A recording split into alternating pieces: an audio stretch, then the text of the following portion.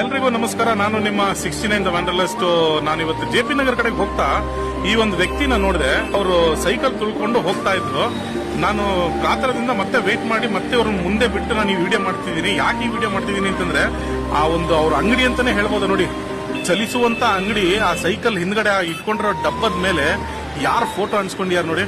ಅದು photo colour print ಇದೆಯಾ ಇಲ್ಲ, ಪೇಪರ್ ಅಲ್ಲಿ ಸಿಕ್ಕಿರುವಂತ ಒಂದು ರತನ್ ಟಾಟಾ ಅವರ ಫೋಟೋನ ಕಟ್ ಮಾಡ್ಬಿಟ್ಟು ಯಾವ ತರ ಪೇಸ್ಟ್ ಮಾಡಿ ಮಾತಾಡ್ಸಿ ನೋಡೋಣ ಏನಂತ ನೋಡೋಣ.